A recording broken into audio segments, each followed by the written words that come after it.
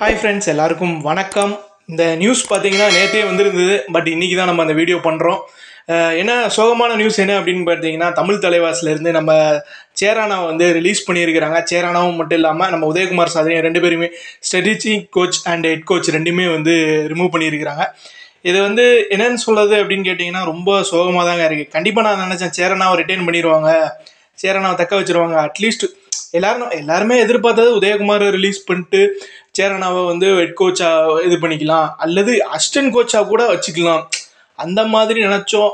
பட்டு இருந்தாலும் தமிழ் தலைவாஸ் வந்து அவரை வந்து ரிலீஸ் பண்ணியிருக்கிறாங்க. இது எப்படி சொல்கிறது அப்படின்னு கேட்டிங்கன்னா, அவர் மேலே எந்த தப்புமே இல்லைங்க. சேரனாவை பார்த்தீங்கன்னா அவர் டிஃபென்ஸ், அவர் நார்மலாக பார்த்தீங்கன்னா அவர் ஒரு டிஃபெண்டர், டீம் டிஃபெண்ட். இந்த சீசனில் PK11 சீசனில் தமிழ் தலைவாஸ் பார்த்தீங்கன்னா டிஃபெண்டரில் ஹையாக போயிருந்தாங்க. ஸோ திரும்ப கேட்டால் ஒரு award Defender of the season கூட நம்ம நிதிஷ்குமார் கூட வாங்கியிருப்பார். அந்தளவுக்கு டிஃபெண்டில் அவர் சூப்பராக தான் பண்ணியிருந்தது, எந்த குறையும் நம்ம சொல்ல முடியாது. ரைடர்ஸ் வந்து நீங்கள் சச்சின் தன்வர் ஆகட்டும், நரேந்திர கண்டாலோ ஆகட்டும், ஸோ ரெண்டு பேரும் ஸ்டார்டிங் நல்லா தான் பண்ணாங்க. அதுக்கப்புறம் ரெண்டு பேருமே கொஞ்சம் ஃபார்ம் அவுட்டில் ஆனாங்க. அப்புறம் நரேந்திர கண்டோலா இன்ஜுரி ஆனார், சச்சின் தன்வர் ரொம்ப மோசமாக ஆடிட்டு இருந்தார். ஸோ அந்த இதில் போயிட்டாங்க. அந்த ரைடர்ஸ் வந்து சொதப்புனதுனாலே பாதி மேட்ச் போயிடுச்சு, அதுதான் மெயின் ரீசன்.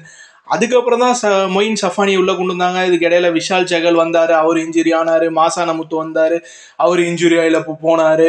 இதுக்கு இடையில பார்த்தீங்கன்னா ரஞ்சித், அவரையும் கொஞ்சம் மேட்ச் இறக்கி விட்டார். அவர் வந்து போனஸ் போடுவார்னு பார்த்தா எம்டி ரைடு போட்டு அவரும் பாதி வெளியே வந்தார், அவுட் ஆனார்.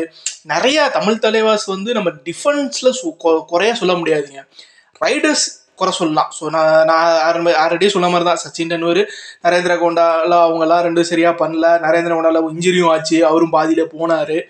லேட்டாக தான் நம்ம மொயின் சஃபானியை கொண்டு வந்தோம். ஸோ அதையும் நம்ம உண்மையை ஒத்துக்கணும்ல, ஏன்னா இவங்க ரெண்டு பேரை தான் நம்பணும். இவங்க ரெண்டு பேர் தான் மெயின் ரைடர்ஸ். நம்பி பாதி சீசன் போயிடுச்சு. அதுக்கப்புறம் தான் நம்ம லேட்டராக தான் மொயின் சஃபானி உள்ளே வராரு. அதுக்கப்புறம் தான் அவரோட வேல்யூ நமக்கு தெரியுது.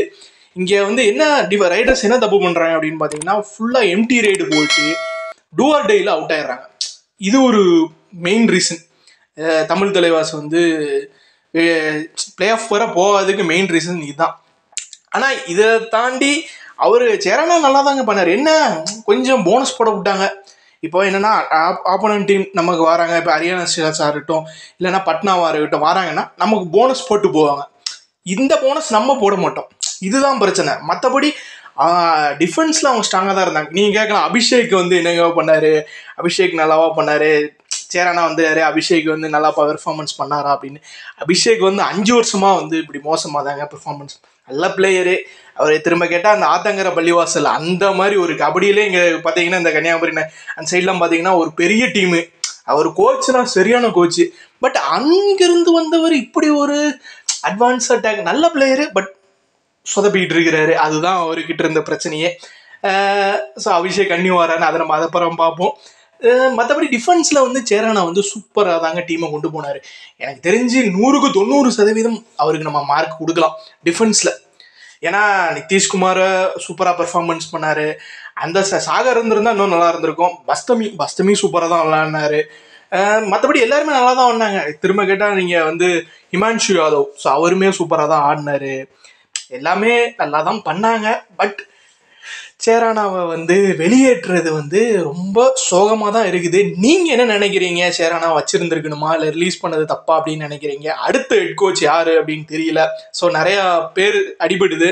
ஸோ PC ரமேஷ்ங்கிற மாதிரி சொல்லிட்டு இருக்கிறாங்க. பட் இன்னும் கன்ஃபார்மாக நமக்கு தெரியல. நீங்கள் அடுத்த கோச் யாராக வரணுங்கிறத மறக்காமல் கமெண்ட் பண்ணுங்கள்.